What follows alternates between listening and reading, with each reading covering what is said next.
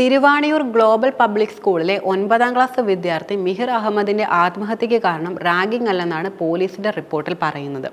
മാത്രമല്ല, യഥാർത്ഥത്തിൽ ഇത് വിരൽ ചൂണ്ടുന്നത് അച്ഛന്റെ പരാതിയിലെ ആരോപണങ്ങളിലേക്കാണ്. മിഹിറിന്റെ മരണവുമായി ബന്ധപ്പെട്ട് ദുരൂഹത ആരോപിച്ച് നേരത്തെ പിതാവ് പരാതി നൽകിയിരുന്നതാണ്.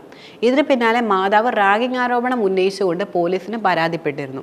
അച്ഛൻ നൽകിയ പരാതിയിൽ അന്വേഷണമൊന്നും ആയിരുന്നില്ല. മിഹിറിന്റെ മരണത്തിന് ദുരൂഹതയുണ്ടെന്നും സ്കൂളിൽ നിന്നെത്തി മരിക്കുന്നത് വരെ മിഹിറിന് എന്താണ് സംഭവിച്ചതെന്ന് കണ്ടെത്തണമെന്ന് പിതാവ് ആവശ്യപ്പെടുകയും ചെയ്തു. മാത്രമല്ല, മിഹിർ മരിക്കുന്നതിന് തൊട്ട് മുമ്പ് രണ്ടാനച്ഛനുമായി സംസാരിക്കുകയും ചെയ്തിരുന്നു.